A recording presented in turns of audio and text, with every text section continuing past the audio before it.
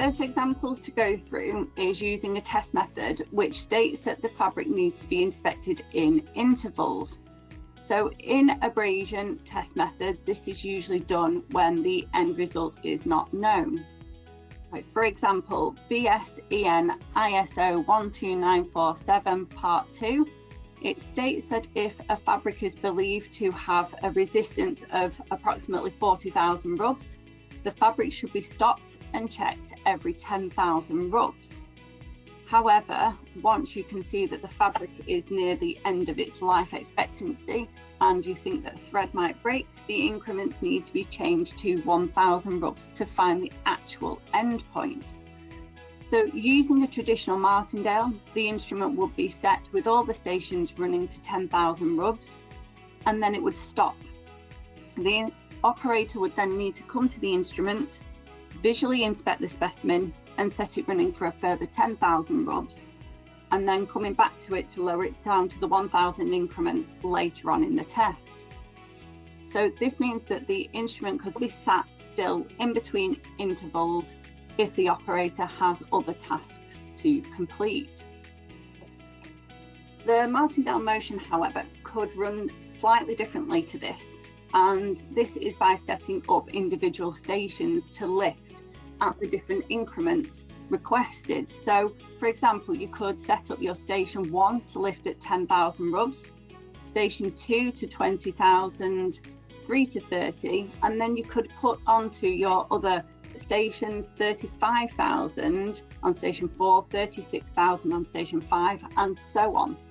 And this would mean that the lab technician can leave the instrument running, come back to it when it's complete, and be able to assess the individual specimens at the times that it has been set.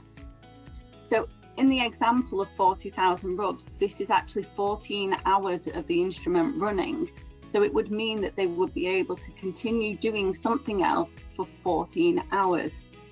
And it would also optimize the instrument by being able to put other materials onto the remaining stations, or you could actually put anything on there. So either the current material or something completely different.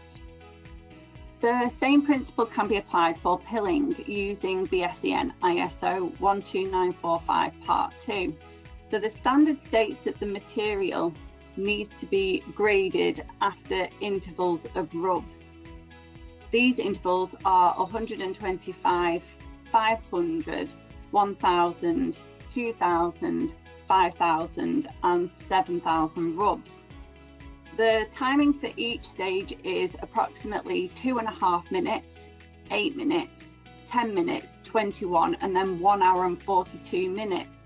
So on a traditional Martindale, some users might actually stay stood by the instrument, especially for up to the first 1,000 rubs, because this doesn't actually allow them much time to do anything else.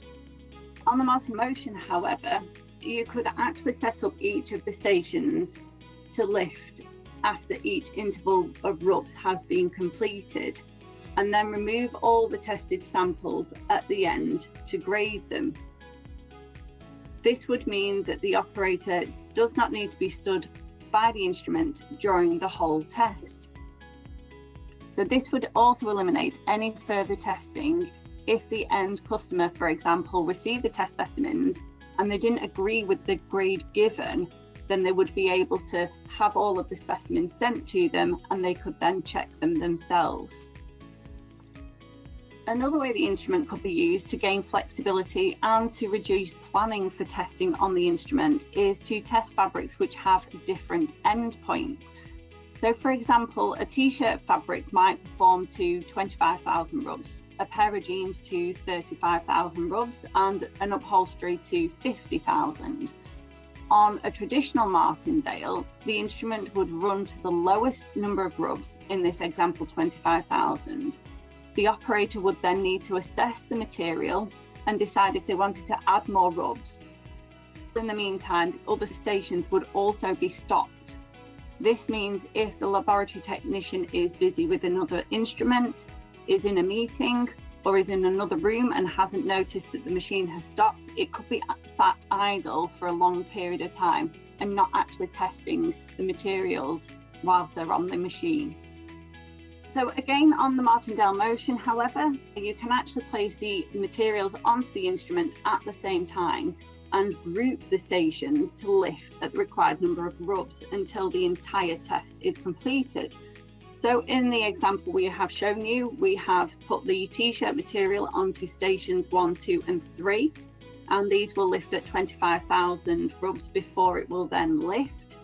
Station 4, 5 and 6 has the denim or jean material on there, and then we have also included the upholstery fabric, which will lift at 50,000. So this means that the user doesn't need to be at the instrument. They can remove all of the specimens at the very end of the test to analyse the results. Now, we have included full flexibility on the instrument. So if a user does want to intervene at any point in time, inspect the materials and add more rubs, or it might be that the cotton has finished, they want to remove it from the machine and put another material onto those 3 stations, this is entirely possible for you to do. Any of the above examples are extremely useful for laboratories when trying to run testing overnight or when lab technicians are not available to remove and assess specimens. The instrument can be set up and left to run, knowing that the specimens will be lifted and remain in that position until the operator returns to remove the specimens. This is extremely beneficial to companies who want to often test different materials on a Martindale overnight, but they're not able to because the endpoints vary differently, so it gives you greater flexibility. The software has been designed in keeping with the original easy-to-use touchscreen. The main screen itself has not changed, other than the fact that we have added a lift cycle button on the right-hand side. And this will take you to the lift sequence or lift cycle screen, which has all 9 stations that are easy to view and operate. So the lift setup screen looks very similar to the main screen, which has all of the 9 stations in the typical style you are used to seeing. To set up a test, you need to press on a station that you would like to lift, and you can enter the number of rubs that you would like to lift this station at. So you can either program each station individually, or like on the screen, we have included some examples where it is in groups instead. So you simply press onto the number and the rubs above it will bring up a keypad. You enter your number of rubs into the keypad and press the blue tick. Now, if you don't want to use any of the stations during the test and you would like to hold these, you can simply select the stations that you would like and hold these, and they will not continue to rub upwards in the counter. Now, whilst the test is running, the preset counter will display the highest number of rubs set on the stations, and you will also notice that there are 2 new features to note. One is the circles around each of the stations, and this shows where the particular station is up to in test. And you can actually see in the image on the right hand side that there are a few red stations, and this is because it identifies when a standard has finished testing. The second feature is a little red and green light next to each of the stations, and this indicates if the station is in the down position and therefore ready to test, which will show in green, or in the lifted position and has either finished testing or it needs to be lowered, in which case that's in red. Now, if you have programmed the stations to a sequence and you would like to use this sequence again, to make it quick and easy, we have included 5 alphabetical buttons on the left-hand side of the lift setup screen. So you just need to simply press and hold one of the 5 letters and press the tick, and this will save the sequence of lifts to this folder. To use it in future, press on the letter and it will automatically assign the stations with the number of rubs that you have preset previously.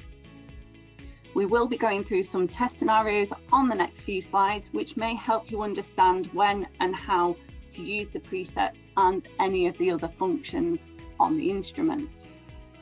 We have our brand new feature, which is our pin change function, and this can be accessed accessed from the main screen, and you click onto the settings page, and this will take you to the screens which you are already familiar with. However, we have added a new pattern change button, and when you click onto this button, it will take you onto the screen as shown on the right hand side here.